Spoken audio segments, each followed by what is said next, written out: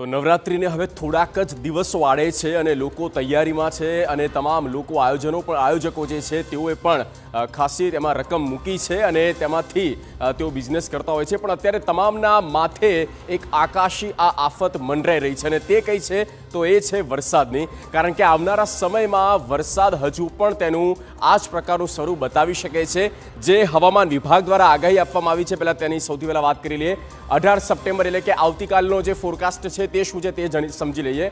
આ છે ગુજરાતનો નકશો અને આપ જુઓ જ્યાં યલો ઝોનમાં જેટલા પણ જિલ્લા તમને દેખાઈ રહ્યા છે આ તમામે તમામ જિલ્લામાં એવું કહેવાય છે કે મધ્યમથી ભારે વરસાદ, અતિ ભારે વરસાદ એટલે કે અતિ ભારે વરસાદ થઈ શકે એટલા માટે યલો એલર્ટ આપવામાં આવ્યું છે આખો સૌરાષ્ટ્ર અને સૌરાષ્ટ્રની સાથે મધ્ય ગુજરાત, મધ્ય પૂર્વ ગુજરાત અને દક્ષિણ ગુજરાતનો સમાવેશ થાય છે।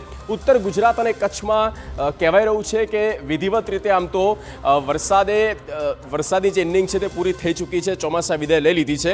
19મી સપ્ટેમ્બરની વાત કરીએ તો 19મી સપ્ટેમ્બરે ખાસો કોઈ ફેરફાર દેખાતો નથી। સૌરાષ્ટ્ર, દક્ષિણ ગુજરાત અને મધ્યમાં અમદાવાદ, ગાંધીનગરમાં પણ આ જ પ્રકારનું વરસાદનું જોર, તીવ્રતા જે છે તેનો ફોર્સ એ જ યથાવત રહેશે। 20મી સપ્ટેમ્બરનું શું છે તો એ પણ સમજી લે। 20મી સપ્ટેમ્બરે પણ કંઈક આ જ પ્રકારની આગાહી છે અને મધ્ય પૂર્વથી લઈને સૌરાષ્ટ્ર અને મધ્ય પૂર્વથી લઈને દક્ષિણ ગુજરાત સુધી વરસાદ, અતિ ભારે વરસાદ થઈ શકે। યલો એલર્ટ છે, 3 ઇંચ સુધીનો વરસાદ થઈ શકે છે આ પ્રકારની આગાહી 20મી સપ્ટેમ્બર એટલે કે આવનારા 3 દિવસ 18, 19 અને 20 આમ 3 દિવસ માટે સૌરાષ્ટ્રના લોકોની સાથે અમદાવાદ, ગાંધીનગર અને આખું દક્ષિણ ગુજરાત મધ્યમ વરસાદ થઈ શકે છે।